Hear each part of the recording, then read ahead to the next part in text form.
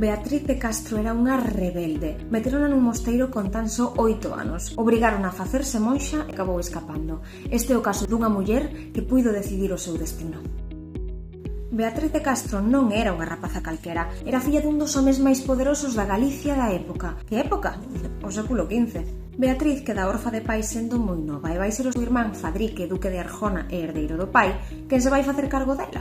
Pero vai na meter nun mosteiro en Toledo con tan só 8 anos. Hai quen di que o fixo para que Beatriz recibise unha educación honrada, que era algo relativamente habitual na sociedade da época. Pero hai quen defende que a intención de Fadrique dende o primeiro momento era que a súa irmá fose monxa.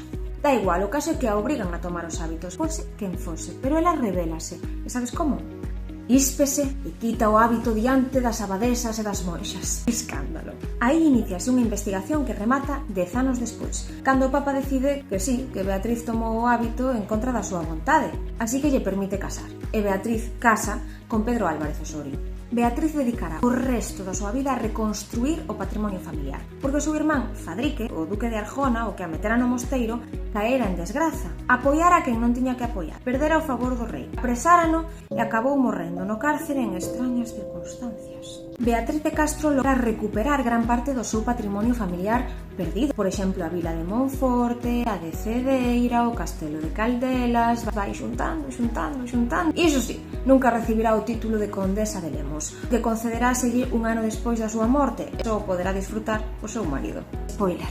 A súa descendencia non vai saber xestionar o seu patrimonio, así que o legado de Beatriz de Castro irá esmorecendo co paso do tempo.